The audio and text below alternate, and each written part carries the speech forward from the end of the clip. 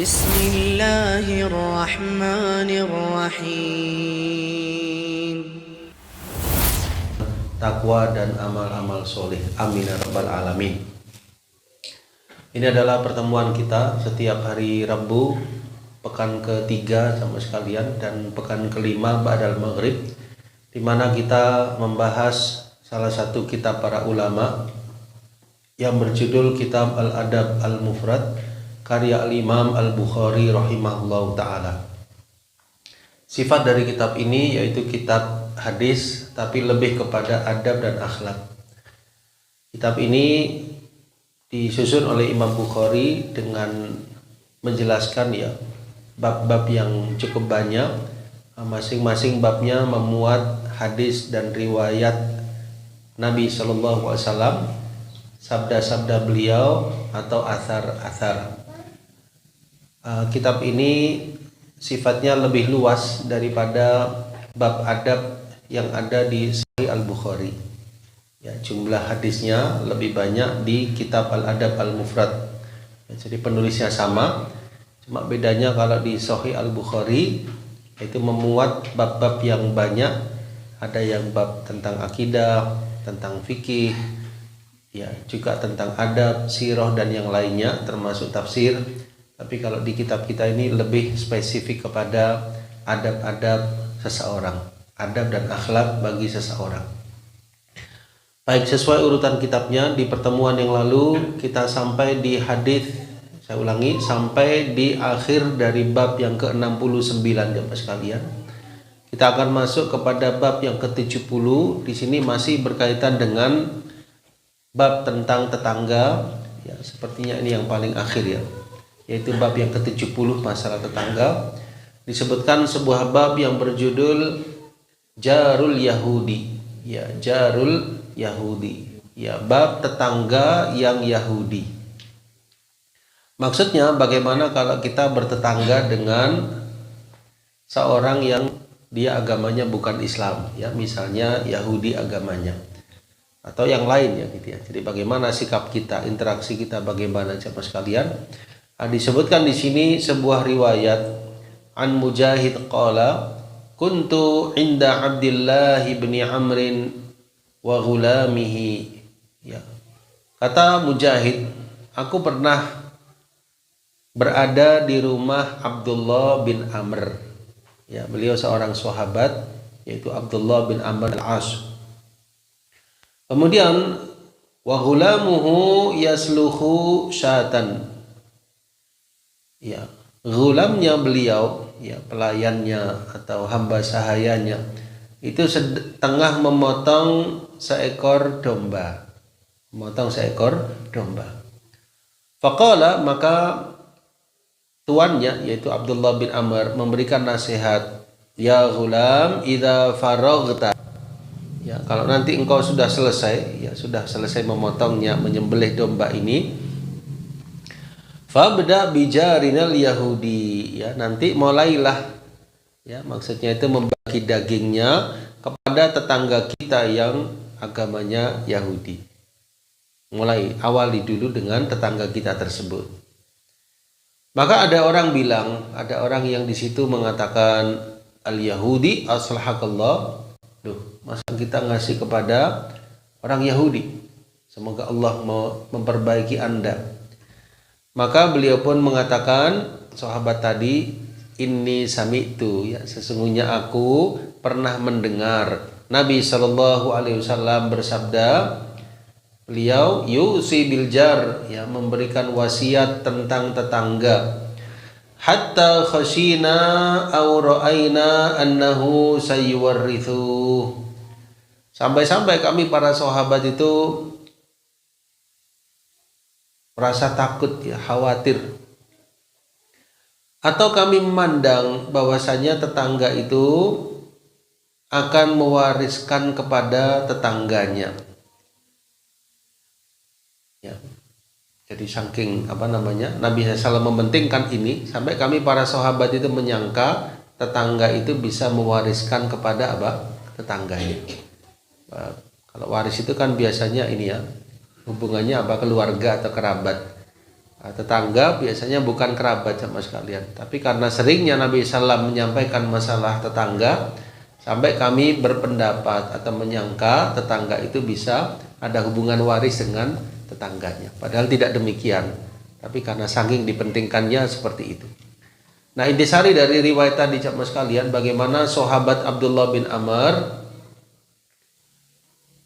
berbagi masakan atau berbagi daging dengan tetangganya padahal non muslim, padahal dia orang kafir, orang Yahudi, tapi tidak menghalangi Abdullah bin Amr untuk memerintahkan kepada hamba sahayanya, kepada gulamnya, untuk memberikan daging tersebut, bahkan memulai dari tetangganya yang Yahudi. Insyaallah demikian ya. Kesimpulannya jamaah sekalian, siapapun tetangga kita, maka kita dianjurkan berbuat baik ya, tanpa memandang agamanya, tanpa memandang sifatnya. Seandainya pun dia bukan muslim, tetap kita berbuat baik, apalagi kalau muslim ya. Jadi tetangga itu ada 3 ya. Yang pertama, tetangga yang dia muslim dan dia kerabat, maka haknya 3 ya, hak bertetangga, hak dia muslim, hak karena dia kerabat. Jenis yang kedua, tetangga yang muslim tapi bukan kerabat. Muslim tapi bukan kerabat. Ini umumnya di sekitar kita ya. Berarti haknya 2, hak karena dia tetangga, hak karena dia muslim. Yang ketiga, tetangga bukan muslim, bukan kerabat, maka haknya 1, yaitu hak bertetangga. Insyaallah demikian ya jamaah sekalian. Nah, apa hikmahnya? Hikmahnya diantaranya di sini merupakan hubungan ya antar bertetangga yang diajarkan dalam agama kita. Kemudian yang kedua, siapa tahu jamaah sekalian dengan berbuat ihsan tadi, selain insya Allah kita dapat pahala, juga bisa menarik hatinya. Ya, kalau dia bukan Islam, siapa tahu tertarik kepada Islam. Ya, masya Allah tetanggaku Muslim ya, dia mau berbagi denganku. Kalau dia muslim dan dia ahli maksiat, siapa tahu bisa tertarik hatinya untuk insaf ya, kembali kepada jalan ketaatan ya. Masya Allah tetanggaku muslim, dia orang yang taat, rajin menuntut ilmu ya, dia mau berbagi denganku padahal aku ahli maksiat, aku tak insaf, aku tak kepingin meniru seperti perbuatannya ya. Ini hikmahnya. Jadi kalau dia bukan muslim, siapa tahu tertarik hatinya untuk kepada kepada Islam. Berarti hukumnya boleh ya, saling berbagi hadiah atau pemberian meskipun dia bukan Islam agamanya. Nah yang dilarang apa coba sekalian? Yang dilarang itu halal yang sifatnya ritual ibadah. Yang sifatnya ritual ibadah, maka di sini lakum dinukum waliyadin ya. Jadi tidak ada kompromi dalam hal ini. Maka seandainya ada yang sifatnya ibadah ya, tetangga kita di luar Islam mengundang kita, tentu kita tidak hadir. Kalau sifatnya ibadah atau perayaan tertentu atau hari besar, maka di sini kita tidak mengucapkan apa-apa kepadanya. Tapi yang di luar itu kita boleh untuk berinteraksi, menyapa, berbagi, memberi hadiah. Kalau dia sakit boleh dikunjungi, boleh dikunjungi teman sekalian. Seperti Nabi SAW pernah mengunjungi seorang yang Yahudi asalnya, seorang pemuda. Nah, ketika dikunjungi waktu sakit, maka Nabi SAW sekalian ya menyampaikan tentang Islam. Ya, siapa tahu dia mau beriman. Ya, rupa-rupanya pemuda itu bimbang, ya dia bingung bimbang, lalu melihat kepada ayahnya, maka ayahnya memberikan saran, ati Abul Qasim, ya taatilah Nabi SAW. Lalu pemuda itu masuk Islam dalam momen sakitnya. Maka Nabi pun SAW beliau bahagia, beliau keluar dari rumah itu dengan mengatakan yang kurang lebih maknanya, alhamdulillah alladzi anqadhahu bi minan nar. Segala puji bagi Allah yang telah menyelamatkan pemuda tadi dengan perantaraanku dari siksa api neraka. Au kama qala sallallahu alaihi wasallam. Ya, insyaallah demikian aja Mas sekalian. Baik.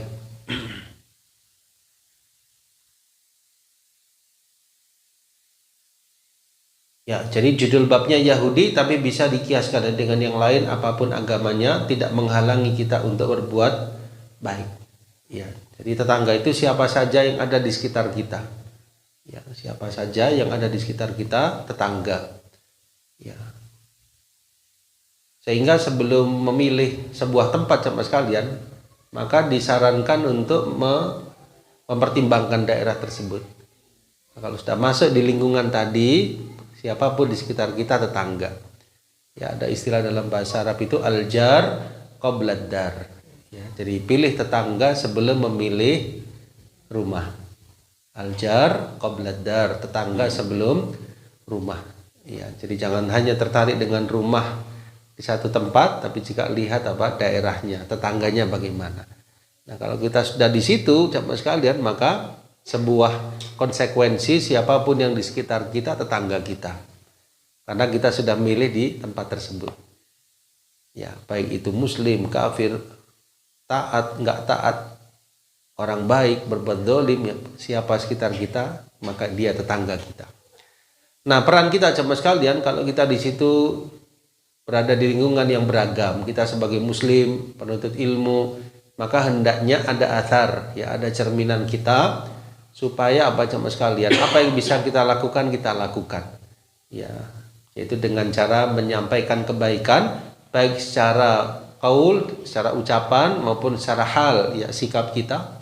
Siapa tahu dengan itu bisa berimbas kebaikan tadi kepada orang-orang di sekitar kita. Siapa tahu yang tadinya di luar Islam dari tangga tersebut bisa tertarik kepada Islam dengan sikap kita, dengan penyampaian kita. Yang tadinya ahli maksiat bisa kembali kepada jalan ketaatan. Yang tadinya jauh, ya, dari majelis ilmu bisa, ya, kita gandeng, kita rangkul dia untuk ke majelis ilmu, dan begitulah. Jadi ada peran positif dimanapun kita tinggal sebagai seorang muslim dan sebagai thalibul ilmi. Insyaallah demikian. Nah, baik. Kita beralih kepada bab selanjutnya jamaah sekalian, ya. Bab yang ke-71, ya. Bab yang ke-71. Nah, di sini sepertinya mulai bergeser, ya, babnya. Ya, bab tetangga tadi sudah berakhir, sekarang masuk kepada bab yang lain. Bab ke-71 diberikan judul oleh Imam Bukhari Babul Karom, ya, bab tentang kemuliaan. Bab tentang kemuliaan. Ya, judulnya satu kata, ya, al-karam, kemuliaan. An Abi Hurairah radhiyallahu anhu qala su'ila Rasulullah sallallahu alaihi wasallam ayyun nasi akram. Ya, jadi sahabat Abu Hurairah meriwayatkan Nabi sallallahu alaihi wasallam pernah ditanya oleh seorang sahabat, siapa manusia yang paling mulia? Maka beliau pun menjawab, akramuhum indallahi atqahum. Yang paling mulia di antara hamba Allah adalah yang paling bertakwa. Lalu para sahabat mengatakan, laisa an hadza nas'aluk. Ya Rasul, bukan tentang ini kami bertanya. Bukan itu yang kami maksudkan. Maka beliau pun bersabda, fa akramun nas, maka manusia yang paling mulia, ya, dalam riwayat yang lain, sesungguhnya dia adalah Al-Karim, orang yang mulia, Ibnul Karim, putra orang yang mulia, Ibnul Karim, putra orang yang mulia. Yaitu siapa jamaah sekalian? Nabi Yusuf, Nabiullah Yusuf, putra Nabiullah Ibnu Khalilillah. Ya, jadi termasuk di antara yang paling mulia siapa sekalian, yaitu seorang nabi yang mana ayahnya adalah nabi, kemudian kakeknya adalah nabi, kemudian berikutnya adalah nabi, ya, Nabi Yusuf bin siapa? Bin Yakub. Ya, Yusuf bin Yakub bin Ishak bin Ibrahim alaihissalam. Jadi beliau nabi, putra nabi, putra nabi, putra nabi. Nabi Yusuf bin Yakub, Nabi Yakub putra Nabi Ishak, Nabi Ishak putra Nabi Ibrahim alaihissalam. Ya, inilah maksud beliau, Yusuf Nabiullah, Yusuf nabi, salah satu nabi yang Allah pilih, putra Nabiullah, putra Khalilillah, yaitu Nabi Ibrahim alaihissalam. Kemudian para sahabat menjawab, laisa an hadza nas'aluk, ya Rasul, bukan tentang ini yang kami tanyakan kepada Anda, bukan itu yang kami maksudkan. Maka beliau pun menyampaikan, fa'an ma'adinil arab tas'aluni, fa'an ma'adinil arab tas'aluni, apakah tentang cikal bakal bangsa Arab yang kalian tanyakan kepadaku? Para sahabat menjawab, na'am, benar ya Rasul. Maka beliau pun bersabda, fa khiyarukum fil jahiliyah, orang-orang yang terbaik dari kalian di masa jahiliyah, khiyarukum fil Islam, yaitu orang-orang yang terbaik dari kalian di masa Islamnya, kalau mereka faham, kalau mereka memahami tentang agama ini. Orang yang terbaik di antara kalian di masa jahiliyahnya adalah yang mana dia dikala Islamnya, jamaah sekalian, mereka memahami agama. Orang-orang yang terbaik di antara kalian di masa Islamnya jika mereka memahami. Ya, insyaallah demikian ya dialog antara para sahabat dengan Nabi Shallallahu Alaihi Wasallam. Ya, fa khiyarukum fil jahiliyah, khiyarukum fil Islam, idza faqihu. Yang terbaik di antara kalian di masa jahiliyahnya, yang terbaik di antara kalian di masa Islamnya kalau mereka faham. Paham apa tentang agama Islam ini. Baik, dijelaskan dalam syarah Al-Adabul Mufrad, Al-Karim itu artinya atau maknanya al-jami' li anwa'il khairi wasyaraf wal fadail. Ya, kemuliaan jamaah sekalian, atau orang yang mulia itu orang yang terkumpul padanya sifat-sifat kebajikan. Orang yang terkumpul padanya jenis-jenis kebajikan, kemuliaan dan keutamaan. Ya, ini bisa dirujuk lebih lanjut dalam kitab An-Nihaya fi Gharibil Hadits. Ya, Al-Karim, Al-Jami', orang yang terkumpul padanya jenis-jenis kebaikan, kemuliaan dan juga keutamaan. Nah, kemudian di sabda Nabi Shallallahu Alaihi Wasallam yang pertama tadi, beliau mengisyaratkan bahwasanya yang paling mulia itu yang paling bertakwa. Ya, ini sebagaimana firman Allah dalam surah Al-Hujurat ya, ayat yang ke-13, inna akramakum indallahi atqakum. Ya, sesungguhnya yang paling mulia di antara kalian di sisi Allah adalah yang paling bertakwa. Wa hadzal jawab min jihati syaraf bil a'mali sholihah. Ya, kalau melihat ayat tersebut jemaah sekalian, di sini lebih dilihat ya sisi kemuliaannya itu pada amalnya. Ya, tidak dilihat dari suku bangsa mana atau dari golongan mana atau warna kulit yang bagaimana, tapi yang dilihat adalah sisi apa? Ketakwaan. Ya, berarti sisi amal solihnya. Nah, lalu para sahabat menjelaskan, laisa an hadza nas'aluk, bukan itu ya Rasul yang kami maksudkan ya tentang pertanyaan tadi. Kan sahabat tanyanya bagaimana? Mereka menanyakan ayyun nasi akram, siapa manusia yang paling mulia. Ya, jawaban Nabi seperti itu, kata sahabat, bukan itu ya Rasul yang kami maksudkan. Nah, para sahabat mengatakan, bukan ini ya Rasul yang kami maksudkan kepada Anda. Ini menunjukkan jur'atus sa'il lil ifsah an muradih. Boleh bagi orang yang bertanya itu untuk menegaskan pertanyaannya kepada orang yang ditanya. Nah, kita tanya kepada ulama misalnya, lalu beliaunya menjawab, seumpama ada sesuatu yang kita maksudkan, ya, yang mungkin barangkali sama sekalian, ya, perlu dijelaskan, boleh. Ya, maaf wahai ulama, yang kami maksudkan demikian. Ya, bagaimana hukumnya demikian. Boleh ya, tentu dengan adab, dengan penyampaian yang baik. Kalau memang apa yang disampaikan tersebut bukan itu yang kita maksudkan. Ya. Ya, tentu orang yang menjawab itu sesuai dengan pertanyaan jemaah sekalian. Ya, tapi terkadang itu pertanyaan kan tidak jelas, tidak menyeluruh misalnya. Lalu ulama tersebut menjawab, ya kita menyampaikan maaf yang kami maksudkan demikian, bagaimana? Nah, boleh. Jadi istilahnya ada apa? Ada timbal balik ya dari penanya kepada yang ditanya. Dalam hal ini sahabat kepada Nabi SAW. Ya Rasul, bukan itu yang kami maksudkan. Atau bayan adami wuduhil ijabah, ya boleh bagi penanya itu untuk menyatakan bahwa jawaban yang disampaikan perlu dijelaskan kembali. Ya mohon maaf kami atau saya masih belum memahami, wahai ulama, ya tolong dijelaskan kembali. Boleh seperti itu sahabat sekalian. Atau tasrih bi adami fahmi, ya terus terang kalau belum faham, boleh. Ya, karena yang ditanya alim ulama misalnya tidak tahu kita dalam kondisi faham atau tidak. Nah, kalau tidak faham, nyampaikan. Ya, mohon maaf saya belum paham, mohon dijelaskan kembali. Nah, insya Allah demikian.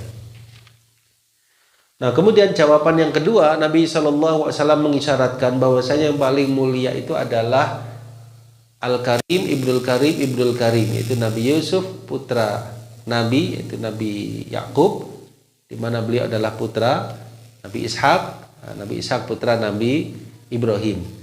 Ya, tapi lafadz hadisnya beliau menyebut Nabi Yusuf, Yusuf Nabiullah, Ibnu Nabiillah, Ibnu Khalilillah. Ya, kalau kita urutkan ya Nabi Yusuf bin Yakub bin Ishak bin Ibrahim. Ya, jadi Nabi Ibrahim punya dua putra ya. Yang pertama Nabi Ismail, yang kedua Nabi Ishak. Ya, Nabi Ismail ya dari Hajar, Nabi Ishak dari Saroh. Nah, nanti dari Nabi Ismail jamaah sekalian turun temurunnya, keturunannya sampai kepada Nabi Muhammad sallallahu alaihi wasallam. Ya, jadi Nabi kita itu kalau diurutkan ya nasabnya sampai kepada Adnan, ya kurang lebih kakek yang ke-20 atau 21. Nah, Adnan itu salah satu keturunan dari Nabi Ismail. Jelas saja mas kalian. Nah, dari Nabi Ishak punya anak namanya Nabi Yakub. Nabi Yakub itulah yang dijuluki dengan Israel. Nabi Yakub itulah yang disebut dengan Israel. Ya, gelarnya atau julukannya beliau. Nabi Yakub punya anak Nabi Yusuf. Ya, begitu ya mas kalian secara silsilah. Ya. Baik. Ya, il itu kalau bahasa Ibrani itu Allah Subhanahu wa taala. Ya, seperti Mikail, ya, Jibril, Jibroil, ya, Israel. Kayak kita mengatakan Abdullah, nah, seperti itu sama sekalian. Nah. Ya, jadi dari kalangan para nabi dan rasul itu ada yang dari kalangan bangsa Arab, ada yang dari kalangan Bani Israel. Paham sama sekalian ya. Secara kesukuan ya, secara kabilah ada nabi dan rasul dari kalangan bangsa Arab seperti Nabi Soleh, termasuk juga Nabi Ismail, Nabi Muhammad SAW. Ada yang dari kalangan Bani Israel, banyak sekali sama sekalian. Ya, di antaranya Nabi Musa alaihissalam ya, dari Bani Israel, Nabi Isa alaihissalam Bani Israel. Ya, dan banyak sekali ya dari kalangan Bani Israel. Ada juga dari mereka itu yang terbunuh. Ya mungkin kita nggak tahu satu persatu namanya, tapi disebutkan dalam salah satu tafsir itu ada 70 para nabi Bani Israel itu dibunuh oleh orang-orang Yahudi. Ya, jadi banyak sekali ternyata para nabi dan rasul dari kalangan Bani Israel. Sampai sebelum Nabi SAW, Nabi kita Muhammad SAW diutus, itu orang-orang Yahudi sudah tahu kalau bakalan akan ada nabi akhir zaman. Lah mereka itu sudah bisa dikatakan sudah merasa ya bahwa nabi yang terakhir itu juga dari kalangan mereka, dari kalangan Bani Israel. Ternyata meleset, tidak sesuai perkiraan mereka. Allah pilih dari kalangan bangsa Arab. Kan nabi kita Muhammad SAW dari kalangan bangsa Arab. Itulah sebab kenapa banyak orang-orang Yahudi itu yang tidak mau beriman. Saya sama sekalian. Karena mereka sangat mementingkan masalah ras tadi. Loh ini kok dari kalangan bangsa Arab kita nggak beriman. Kecuali sedikit sekali. Ya, jadi kalau kita bandingkan orang Nasoro dan orang Yahudi yang masuk Islam itu tidak sebanding. Kalau orang Nasoro yang masuk Islam banyak sekali, tapi orang Yahudi bisa dihitung dengan jari. dalam kurun sejarah ya sama sekalian, semenjak Nabi Shallallahu Alaihi Wasallam diutus ya, sedikit sekali yang masuk Islam. Salah satu sebab utamanya karena Nabi Shallallahu Alaihi Wasallam dari kalangan bangsa Arab. Ya, kalau orang-orang Nasara yang masuk Islam, mereka nggak membedakan masalah itu. Ya, sehingga kalau kita perhatikan sama sekalian, agama Yahudi, ya itu tidak seperti agama Nasara, tidak seperti agama yang lain. Ya, mereka tertutup sama sekali, nggak mau untuk menyebarkan nama agamanya kepada yang selain orang-orang Yahudi. Ya, kan beda dengan Nasara, mereka menyebarkan, ya Islam juga menyebarkan. Orang Yahudi nggak mau, ya, karena mereka memandang sama sekalian bahwasannya kalau orang yang di luar mereka memeluk agama Yahudi, ya dikhawatirkan apa? Bukan dari hatinya. Ya, khawatirnya justru malah merusak agama mereka sendiri. Ya, jadi mereka pelajari hancurnya yang negeri atau agama atau apa seringkali dari orang-orang luar. Maka di sini mereka membatasi dan tidak mau untuk menyebarkan agamanya. Ya benar mereka merusak ya budaya, merusak moral ya dunia, tetapi mereka tidak mau untuk menyebarkan agamanya. Mereka mencukupkan dengan diri mereka. Demikian ya jemaah sekalian. Nah, para nabi dan para rasul meskipun ada yang dari kalangan Bani Israel, ada yang dari kalangan bangsa Arab, tapi mereka semua satu, sama. Dakwahnya sama, mengajak manusia menyembah kepada Allah semata. Mengajak menyembah kepada Allah semata. Intinya sama, mengajak menyembah kepada Allah, mentauhidkannya, melarang dari segala macam bentuk apa? Kesyirikan. Ya, dan Allah memilih hamba-hambanya dari mana saja yang Allah kehendaki. Ya, yang terakhir Allah pilih dari kalangan bangsa Arab, yaitu Nabi Muhammad Sallallahu Alaihi Wasallam. Nah, ya, insyaallah demikian ya jemaah sekalian. Dan kita sebagai kaum muslimin mengimani seluruh para nabi dan para rasul tanpa terkecuali. Ya, Nabi Musa kita imani, Nabi Ibrahim kita imani, Nabi Isa kita imani, Nabi Ismail kita imani, Nabi Isa kita imani, Nabi Muhammad Sallallahu Alaihi Wasallam kita imani. Semua kitab-kitab kita imani, ya termasuk kitab Taurat, kitab Injil, kitab Zabur, ya kitab Al-Quran yang terakhir. Tapi secara hukum, secara membacanya, tadabburnya kita hanya kepada Al-Quran. Tapi secara iman kita imani semua yang masih dalam aslinya di masanya masing-masing. Tapi secara hukum kita hanya kembali kepada Al-Quran tanpa perlu membuka kepada kitab-kitab yang lain. Karena kitab-kitab yang lain sudah mengalami apa? Perubahan. Ya kita hanya mencukupkan dengan Al-Quranul Karim. Inilah keistimewaan agama Islam, dan kita sebagai kaum muslimin mengimani seluruh para nabi dan rasul tanpa terkecuali. Mengimani seluruh kitab tanpa terkecuali. Nah, lanjutannya jemaah sekalian, beliau menyebutkan tentang Nabi Yusuf alaihissalam. Kalau tadi inna akramakum indallahi atqakum, ya sisi amaliyahnya yang dilihat.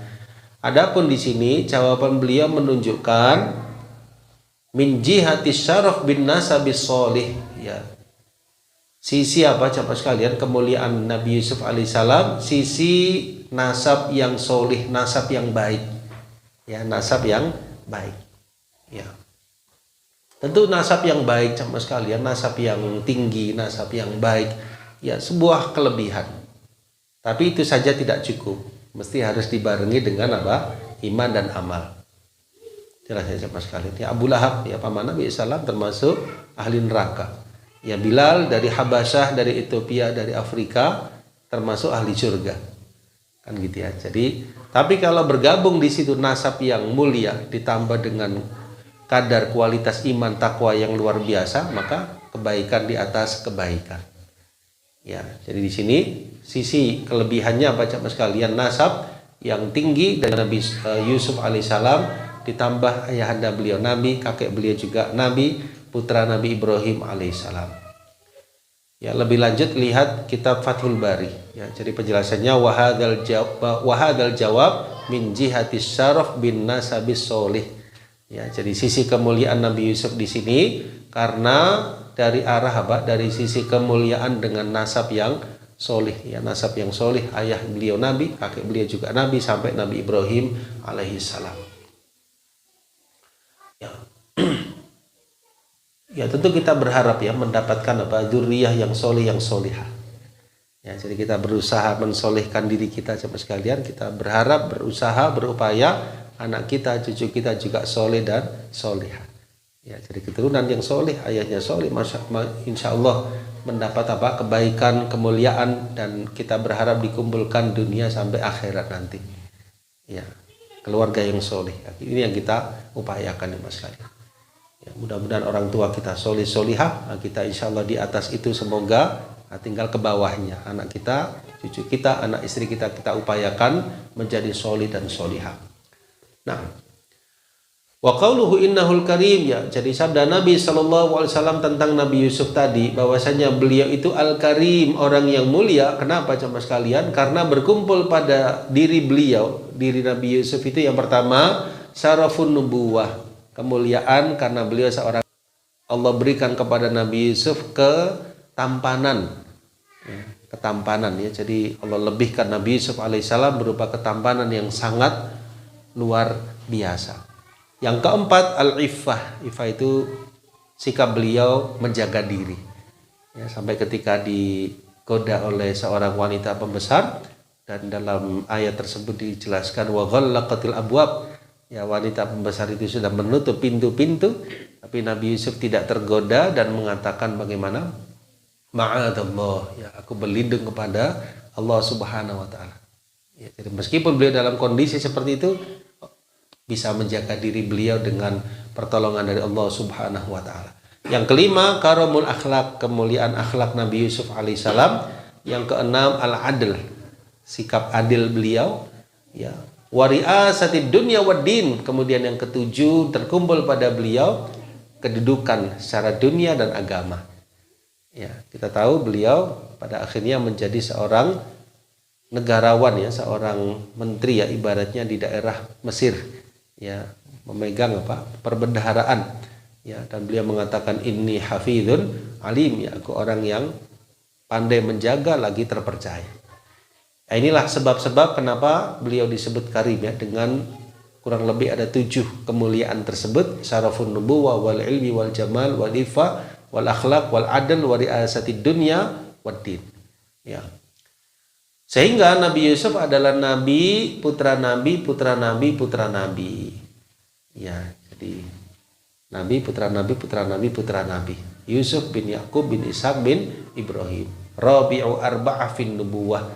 Nabi yang keempat dari yang 4 nabi. Nabi yang keempat dari keempat turunan nabi.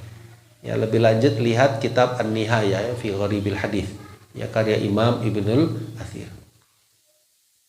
Lalu para sahabat menyampaikan, laisa an hadza nas'alu, bukan tentang itu ya Rasul yang kami tanyakan. Maka di sini ada israrus sa'il, ya, penanya tersebut rupanya ingin menegaskan kembali dan ilhah, ya, dan apa istilahnya itu, meminta dengan sangat untuk mengetahui jawaban dari yang dimaksudkan. Lalu Nabi pun balik bertanya, apakah tentang ma'adinil Arab tas'aluni? Ya, ma'adin ditafsirkan yaitu tempat-tempat yang dikeluarkan daripadanya jawahir al-ard. Apa istilahnya itu? Tambang-tambang. Jadi kalau kita disebutkan di sini mencari zahab, ya, emas atau fiddah atau perak atau tembaga, berlian dan sebagainya, itu namanya apa? Tambang, ya. Apa bahasa Indonesianya? Kalau kita mencarinya emas, perak dan yang lainnya di sumber-sumber di bumi dan di lautan, ya, atau tempat-tempat yang di situ insya Allah ada barang berharga berupa berlian, itu apa namanya? Tambang, ya. Maka ma'adin di sini maksudnya seperti itu. Apakah tentang ma'adin al-Arab yang kalian tanyakan kepadaku? Ya, maksudnya bangsa Arab yang memiliki, ya, kualitas atau kelebihan yang kalian tanyakan kepadaku. Ya, maka beliau pun menjawab, ya, setelah itu bahwasanya khiyarukum fil jahiliyah, yang terbaik di antara kalian di masa jahiliyahnya, yaitu yang terbaik di kala Islamnya dan dia faham tentang agama. Kalau dia terbaik di masa jahiliyah tapi nggak masuk Islam, bukan yang terbaik, bukan yang baik, karena dia orang yang tidak beriman. Tapi kalau dia di masa jahiliyahnya baik, mulia, punya ketokohan dan semisalnya. Lalu dia masuk Islam. Ketika masuk Islam dia juga baik keislamannya, ditambah faham tentang Islam, maka itu yang terbaik di antara kalian.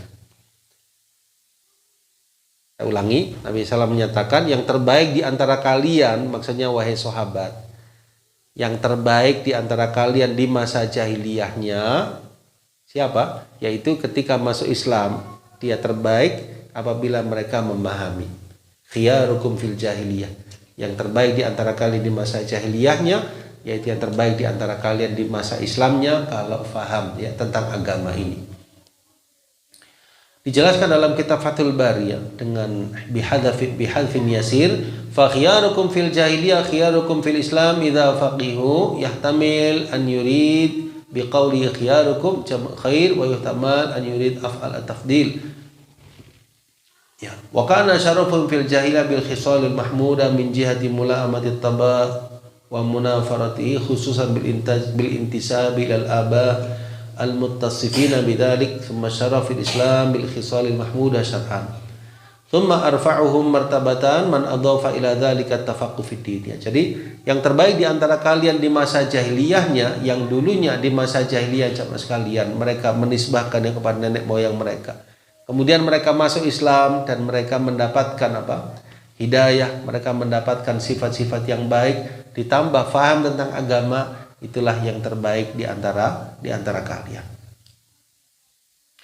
Baik. Di sini dibagi ya sama sekalian. Coba diperhatikan ya. Di sini dibagi. Yang pertama ya.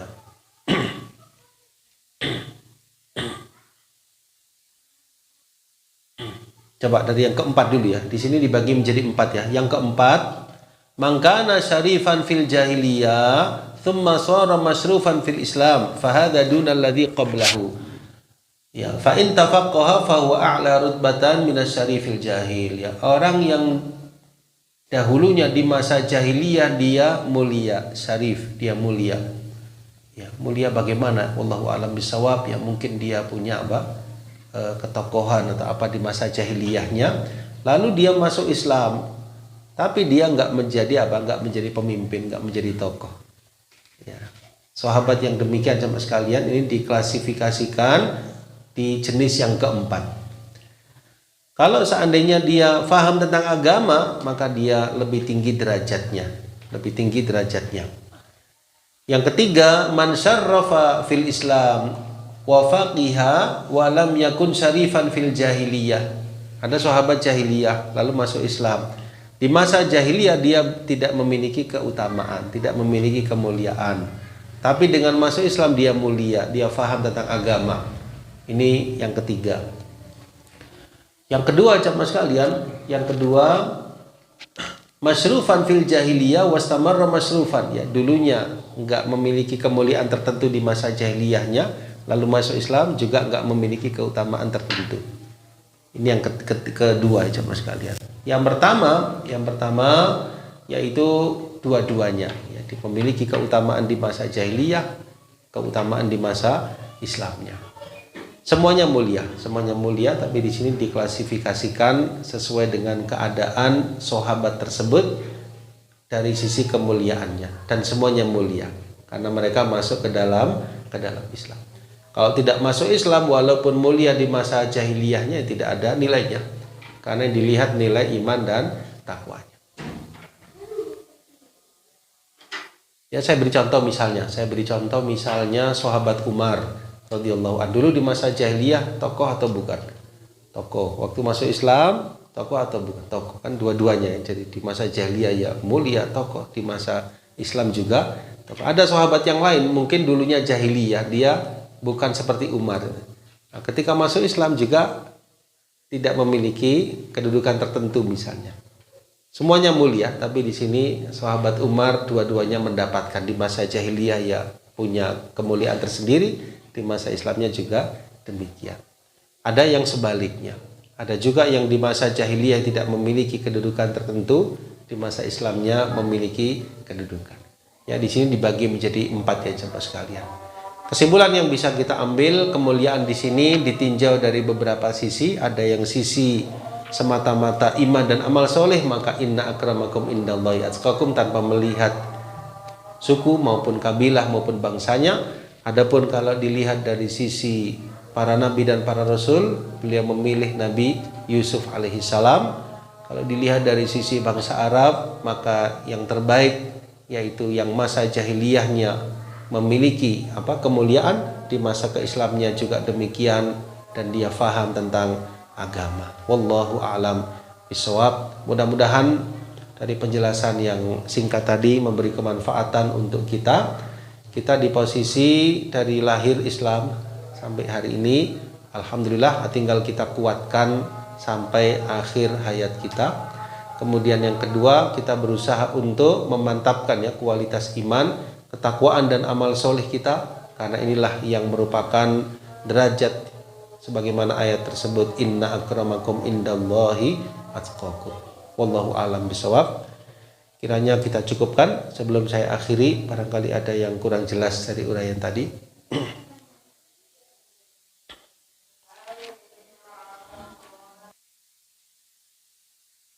Bisa difahami insyaallah. Ya, alhamdulillah, kurang lebihnya saya mohon maaf. Billahi taufiq wal hidayah. Wassalamualaikum warahmatullahi wabarakatuh.